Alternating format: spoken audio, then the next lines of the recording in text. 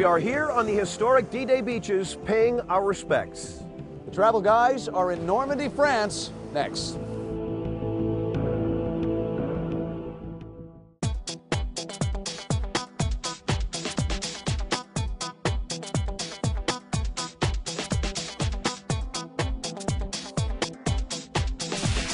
Travel Guys is brought to you by Flight Centre. With 145 stores across Canada, there's always one near you. Online at flightcentre.ca.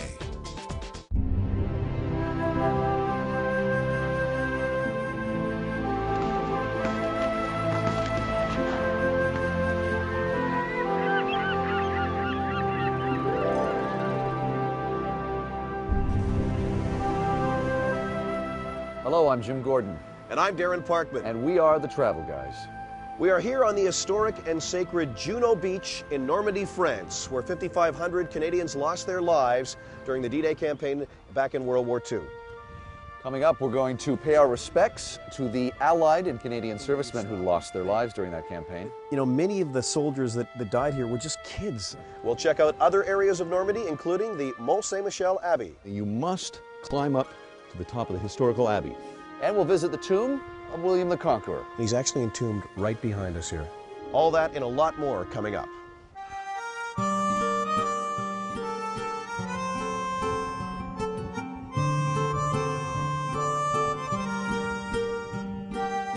We are now in the capital of Normandy, the city of Caen, and it's hard to believe the city was actually 80% destroyed in World War II before it was rebuilt. And proud to say that our own Canadian troops played a large part in the liberation of this key city on their way to liberating all of France. As the tide of battle moves forward, French civilians return to collect the salvage of their ruined homes. Life begins anew in battered Caen. You know, Europe is known for its great architecture, and Caen really is no different. Amazing stonework here. Yeah, it's amazing, buddy. Every place we go to, you see great cathedrals, you see great castles, and garrisons like this one. It's amazing.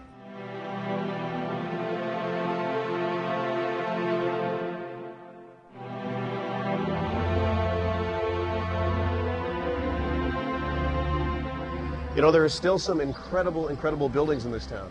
You know, until you actually come to these towns, I still find it amazing that 80% of this town was either damaged or destroyed. I mean, it's like these churches look like they weren't touched. You never know, though. They could have had a bomb hole through them, been repaired. Oh, yeah.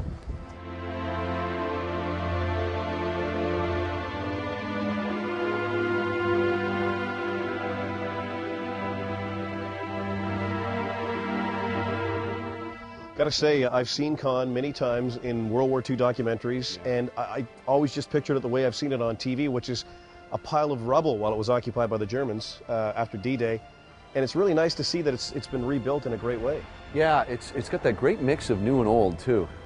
Get the old shops and the old structures and then the new businesses. You know, I heard rumors before I came to France that when you get here, everybody likes to sit around in outdoor cafes, sidewalk cafes, and drink wine. And it turns out those rumors are true. Yes, and we're actually going one step further and sitting here drinking beer. We're drinking a lovely beer called Affligem. Is that what this is? Yes, it's actually quite nice. Yeah. Well, vive la Affligem. Cheers. All right.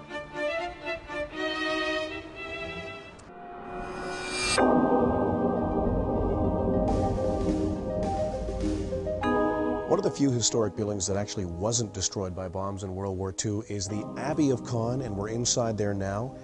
The townspeople were very clever. They actually put a white sheet on the roof with a red cross on it during the war, so the Germans didn't bomb this building. They thought it was a hospital. Now, you must come and check this out, if for no other reason, to see the tomb of one of the great king warriors in history, William the Conqueror. Now, he didn't die here in Caen, but he wanted to be buried in this place, his favorite town. And he's actually entombed right behind us here. Another must-see when you're in Caen is the Museum for Peace in the World, which commemorates the D-Day invasion, which happened a short distance from here, and all other wars. That's right, does us proud to see the Canadian flag flying up there along with all other United Nations who fought in all those wars.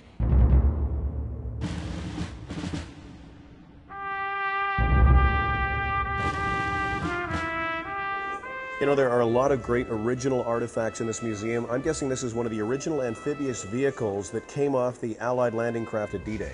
That's right. Unfortunately, a lot of these never made it to shore. Many of them sunk as soon as they got off the boats. That's true.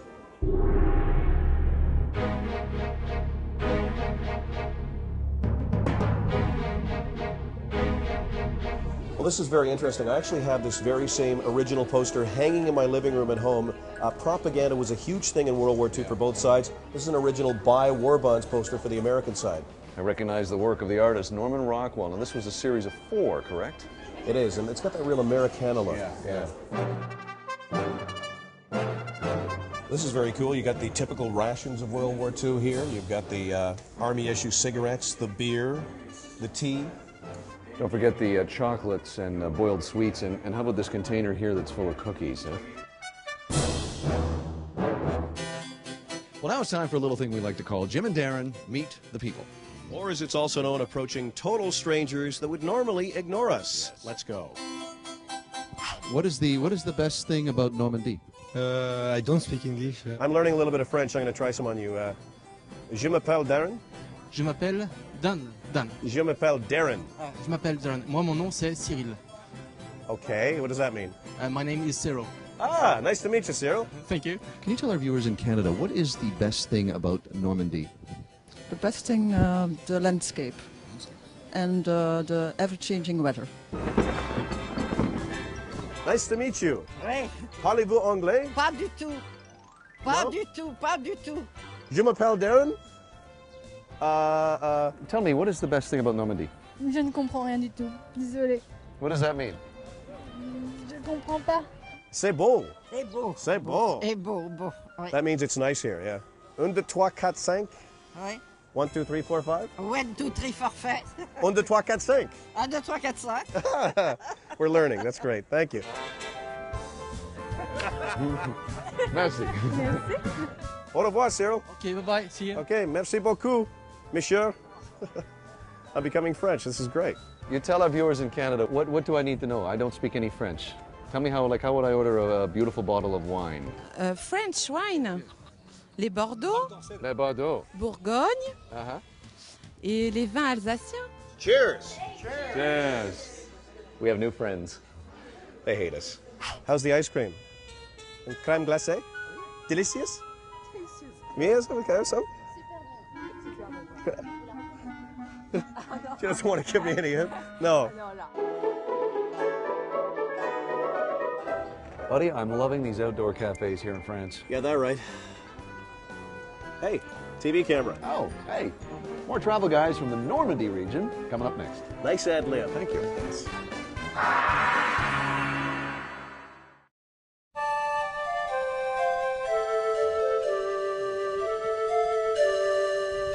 It is a very blustery, windy, rainy day here in Normandy, and we are at the Abbey of Saint-Michel on that tiny rock island behind us. That's right. Now, Darren and I have seen a ton of history on this great Normandy trip, but I tell you, this has got to top it, buddy, as this abbey just celebrated its 1300th birthday. That's old.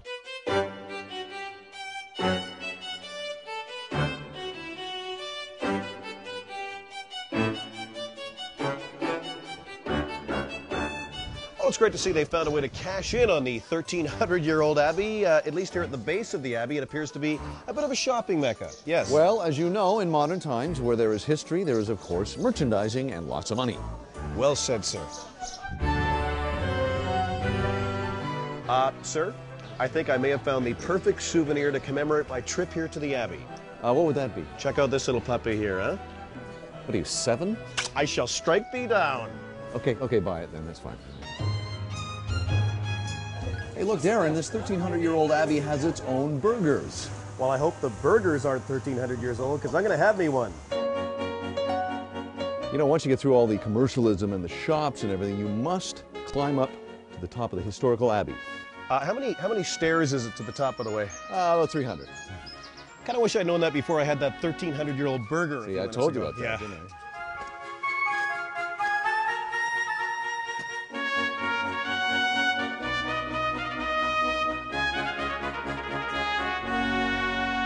Would you describe this as sort of a pilgrimage to the top of the abbey? No, a trek. A trek? Yeah. A trek, okay. Where's that burger sitting right now? Right about here. Yeah, like a rock in my stomach.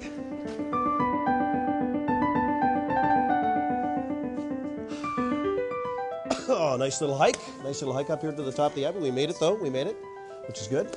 Apparently it costs. You got to pay for tickets to get into the latter part of the abbey. Oh, it's €8.50. Yeah. Okay, so any cash? I never carry cash, no. And I spent my money on that 1,300-year-old burger downstairs. So, well, let's go back down then. Let's leave? Okay.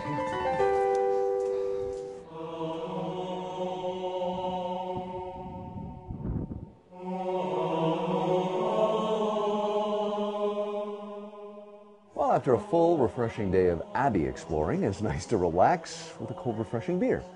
So the day was refreshing as well? Yes, it was actually. Very nice. Yeah. It's kind of hard to believe that a 1,300-year-old structure like this actually has a bar inside of it, but morally, I'm okay with it. I'm okay with it. Yeah. Cheers.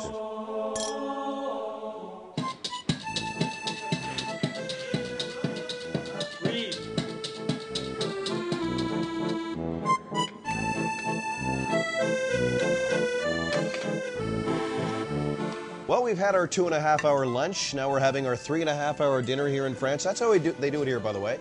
And I can see why French cuisine is loved the world over. I could really get used to this. I could. As could I, sir. You know, you come to the Normandy region, what's great is the food here is wholesome, very simplistic to make, and very healthy.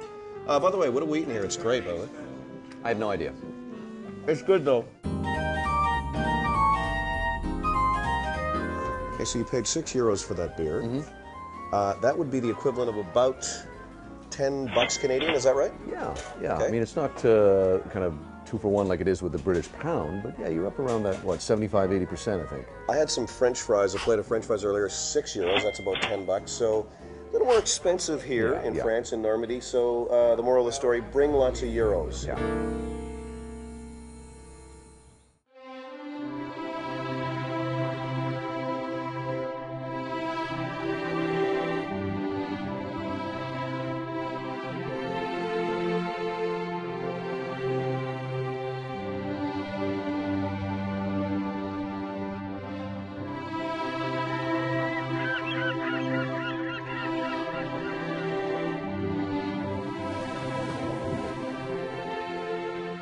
Well, this is why we came here. We're at historic Juno Beach. It was right here that over 14,000 Canadian troops landed along an 8-kilometer stretch. And it really kind of chokes you up to think that 5,500 Canadian troops died here on this very beach and during the rest of the 80-day Normandy campaign.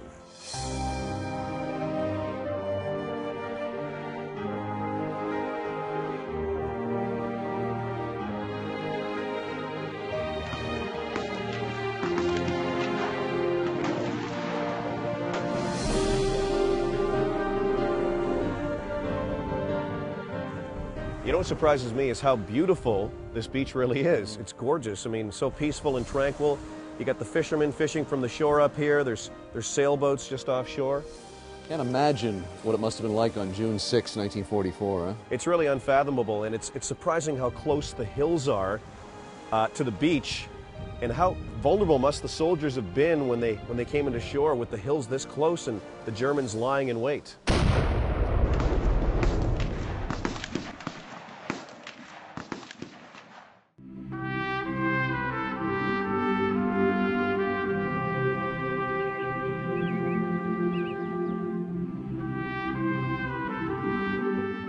Well, we are now at the Canadian Cemetery just a few miles from Juno Beach, and this is a real honor. We're here with Douglas Gray, who actually landed on D-Day here in Normandy, and it's a real thrill for us to be able to talk to you here, Douglas. Tell us, Douglas, about that day, June 6, 1944. You come up on the beach.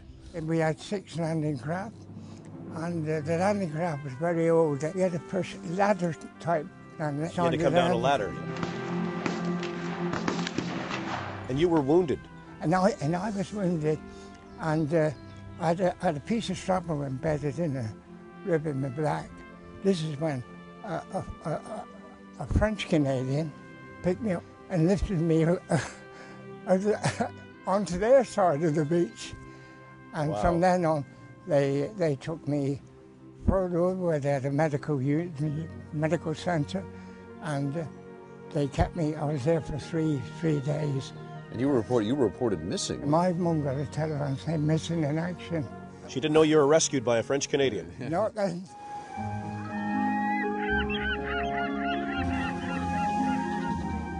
How does it feel for you to come back and see Juno Beach after all these years? How does it feel? What emotions do you have coming back?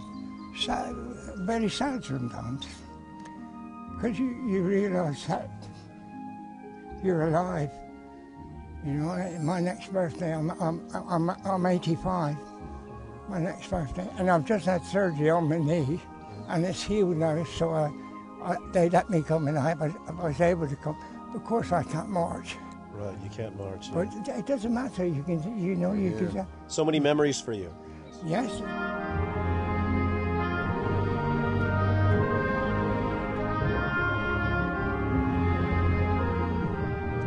There are over 2,000 grave sites here at the Canadian Cemetery. It's not as big as the American one, but of course it is as important. And you know, it really chokes you up when you think about a guy like Douglas Gray visiting this cemetery all these years later. He worked side by side with the Canadians, and a lot of his comrades are resting right here.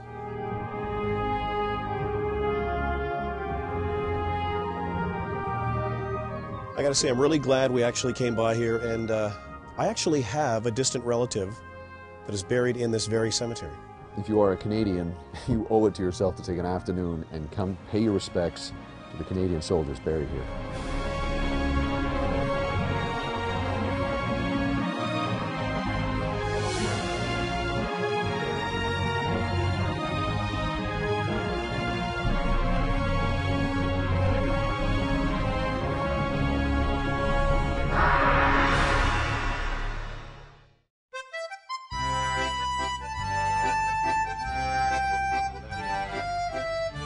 We are now in another great area of Normandy. It's the historic town of Bayeux, which happens to be the first town liberated by the Allies back in 1944, and this whole area was completely untouched by any sort of bombing after the D-Day invasion. That's right, pal. Hey, and by the way, there's lots of great reasons to come to this town. Great architecture, like the cathedral behind us. You can also check out their big tourist attraction, which is the Bayeux Tapestry, over 1,000 years old.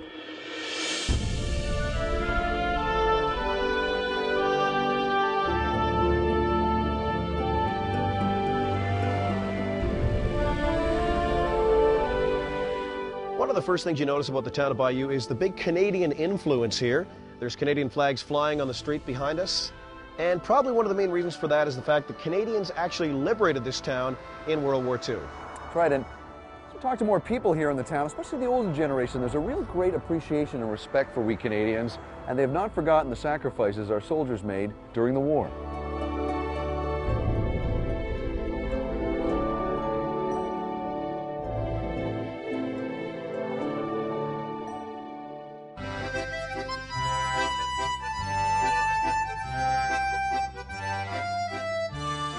You know, buddy, I'm amazed, even though we've spent a lot of time in smaller towns here in Normandy, it's nice to see that most people in these towns speak English, but it helps if you can speak some French. Now, I know you know a little bit. Can you want to help me out here? I'm picking up a few French phrases since I've been here. I've got one, salle de bain. That means what? The bathroom. That's good to know Salle that de one. bain, the bathroom. I got another one, bonjour, mon petit poulet vert. What's that mean? Hello, my little green chicken. So, with those two things, I can say, hello, my little green chicken. Do you know where the toilet is? Well, it's handy to know both those. I mean, you know, you never know when you see a chicken that's green. I mean, it could happen. Actually. Well done. You've really done your research. What have you picked up, by the way? Oui. Very good. Wow.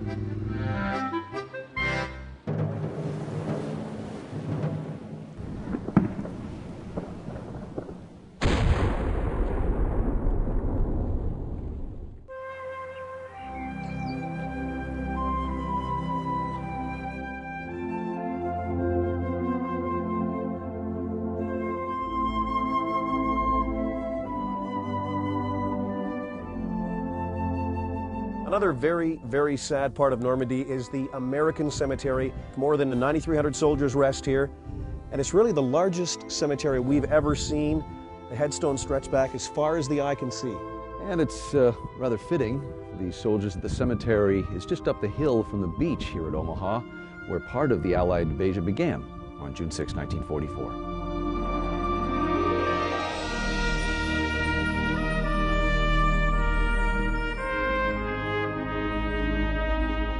You know, it's amazing when you stop and think that, you know, many of the soldiers that died here were just kids. Yeah. I mean, many were even teenagers. Yeah, and I guess for some, too, it was even worse that the Army couldn't identify who they were, dog tags destroyed, whatever, physically, and so they're buried as just comrade in arms.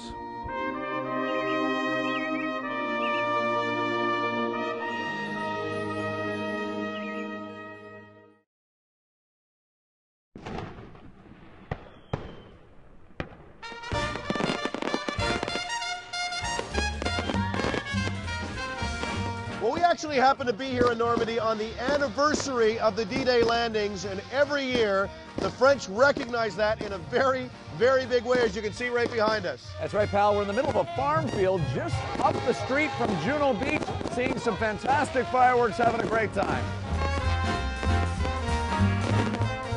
Buddy, I'm absolutely shocked at how many people have turned out here tonight to recognize the D-Day landings. It's amazing. There must be 2,000 to 3,000 people here. And I'm very happy to see there's a lot of kids here. Parents are bringing their kids to remind them about this great historical moment. It's amazing. This is to celebrate, really, France's liberation.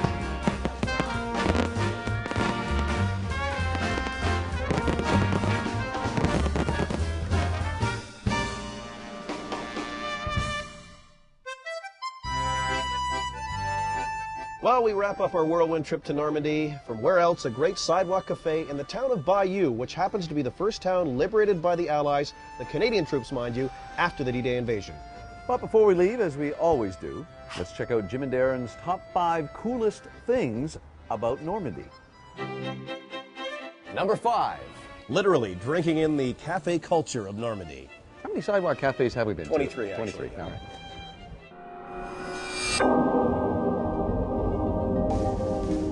Number 4. Being near true historical greatness, standing beside the tomb of William the Conqueror.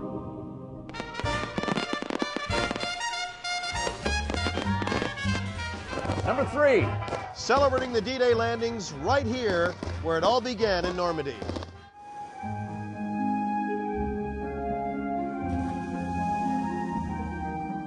Number 2. Having the honor of chatting with a D-Day veteran in the actual town where he landed in 1944.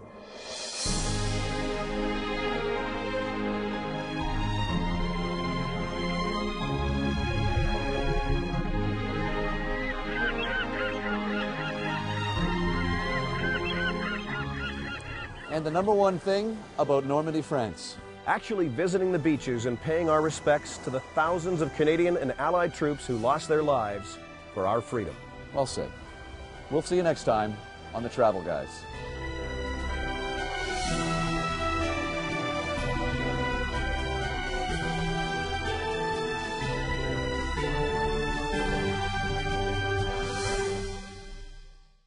Travel Guides has been brought to you by Flight Centre. With 145 stores across Canada, there's always one near you. Online at flightcentre.ca. Air transportation and hotel accommodation for the flightcentre.ca travel guides provided by Transat Holidays.